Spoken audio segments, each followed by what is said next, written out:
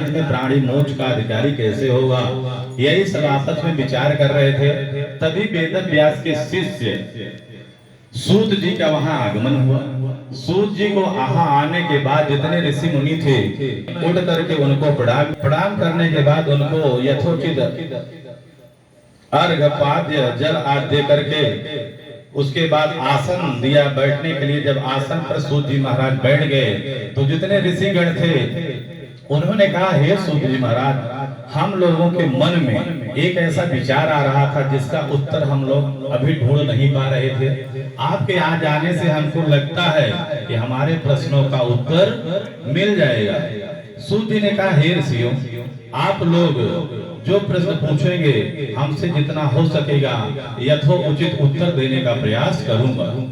सूत जी जितने ऋषि मुनि थे पूछते हैं कि हे सूत जी, कलयुग में कौन सा व्रत तप करने से मनुष्य को मन इच्छा के अनुसार फल की प्राप्ति होती है, वही हमको बताइए। ताकि एक ही छोटा व्रत बताइए जिससे मनुष्यों का उद्धार हो जाए, धन धान्य प्राप्त करके अंत में प्राणी मोक्ष का अधिकारी हो जाए, यही आप हमको बताइए। सूत जी ने कहा, हे ऋषियों, आप लोगों ने मनुष्यों को उपकार के लिए बड़ा ही उत्तम प्रश्न किया है। मैं आपको बताने जा रहा हूँ, इस व्रत को करने से मनुष्य मोह से छूट जाएगा, धन धान की वृद्धि होकर के अंत में प्राणी मोक्ष का अधिकारी होगा।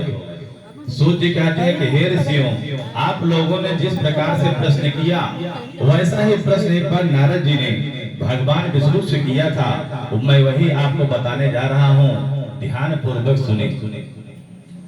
एक बार नारद जी भ्रमण करते करते पृथ्वी लोक पे आए और आकर के उन्होंने यहाँ देखा कि यहाँ के जितने प्राणी थे अपने कर्मों के कारण विभिन्न योनियों में जन्म लेकर के कष्ट को भोग रहे थे। उन सब दुखी प्राणियों के दुख देख करके नारद जी सोचने लगे, इनका कष्ट किस प्रकार दूर होगा, किस प्रकार इन्हें दुखों से मुक्ति मिलेगी। यही सब सोचते सोचते नारद जी भगवान विष्णु के धाम वैकुंठ धाम को पहुंच गए। वहां जाकर के नारद जी ने पहले उनकी स्तुति किया। सशंख चक्रम सकरित कुंडलम सपीत वस्त्रम सरसीरुजड़म सहार शुभम स्वयं नमामि विषडो शिरसा चतुर्भुजम। नारद जी कहते हैं, हे प्रभु, आपका आदि है, अंत है, न मध्य है, आप इससे सर्वथा परे हैं।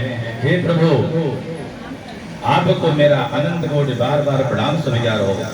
नारद की स्तुति सुनकर के भगवान विष्णु ने मुस्कुरा करके कहा, हे नारद, तुम्हारे मन में अवश्य ऐसी कोई बात है जिसके कारण तुम यहाँ आए हो।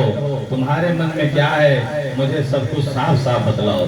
नारद जी ने कहा, प्रभु, आपको क्या बतलाना है, आप तो स्वयं अंतर्यामी है, सो तुम जाना हो अंतर्यामी, पूर्वो मोर मनोरथ स्वामी। प्रभु, आप सब कुछ जानने वाले हैं, आपको क्या बतलाना है। लेकिन फिर भी जब आपका आदेश है, जैसे बड़ों का आदेश हो जाए तो छोटों को मानना चाहिए। इसे नारद जी कहते